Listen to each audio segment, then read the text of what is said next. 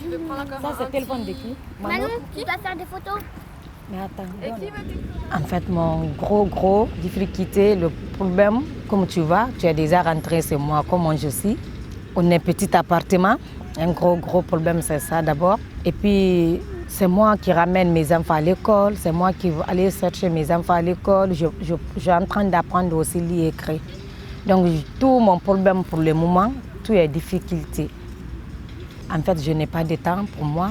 Tout mes temps, je donne à mes enfants. J'ai entendu parler des petits vélos jaunes. C'est grâce à il y a une monsieur qui donne cours à nous, à moi, à Collectif Alpha. Lui, il a dit que petit vélo jaune va t'aider. Parce que moi, tous les portails qu'il me dit que telle personne va t'aider, telle personne va t'aider, là, je toque tous les portails. Donc, ils se sont dit qu'il faut patienter d'abord. On va chercher quelqu'un pour toi jusqu'à Charlotte venir chez moi. C'était bien.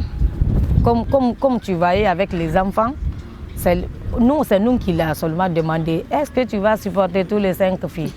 Donc, elle a dit que mais oui. J'espère que oui, ça va bien se passer. Tu fais quoi encore toi aussi? Des photos. J'étais justement à la recherche d'un bénévolat où je pouvais être en contact avec des enfants et je voulais que ce soit quelque chose de local. Je trouvais le projet super chouette.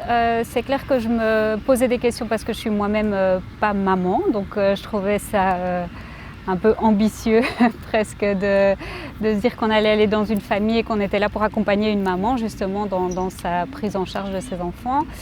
Donc voilà, ça me faisait un petit peu peur au début. Et puis oui, l'implication que c'est quand même de se dire que c'est chaque semaine, qu'on va se retrouver dans une famille qui sera potentiellement culturellement très différente de ce qu'on connaît nous-mêmes. Mais bon, ça c'était aussi quelque chose que j'avais envie et j'avais envie de m'ouvrir à d'autres choses et de rencontrer d'autres personnes. Ah ouais, voilà là. Tu m'as mis du rouge à lèvres aussi là. On a fait beaucoup d'activités. Charlotte et moi et les enfants, elle a ramené carte Uno. On a fait des danses aussi. On a dansé, on a mis des musiques, moi et Charlotte. On a dansé avec les filles aussi. Alors pour moi, c'était que du bonheur d'avoir rencontré Fatoumata déjà, justement de me rendre compte aussi de personnes. On vit à quelques kilomètres d'écart et on vit dans des réalités très très différentes. Donc c'est une prise de conscience quand même assez frappante de réalité. Et à chaque fois, c'était une petite bouffée d'air aussi pour moi, en fait, finalement, de partager des moments avec Fatoumata, avec les filles. Je me suis sentie accueillie chaleureusement, que ce soit par Fatoumata, que ce soit par les filles. Dès ma deuxième rencontre, j'avais l'impression de revenir à la maison presque. Enfin voilà, j'étais vraiment accueillie comme si j'étais chez moi. Ouais. Donc ça a été très très facile aussi. Film. On fait aussi mon devoir d'école, que moi aussi j'ai en train d'apprendre à lire et écrire. Je ne parle pas bien français, mais je me débrouille un peu.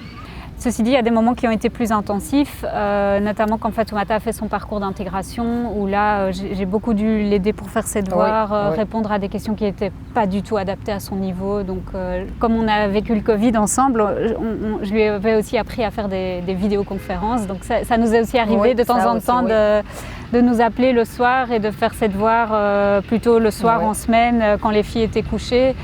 Tous les moments qu'on a passés ensemble, tout c'était magnifique. Et puis si elle vient, si elle devait partir dans 2 heures, 3 heures, elle n'arrive même pas à partir autant. Elle va arrêter parce que tellement on ne veut pas qu'elle parte. Tout le monde adore Charlotte.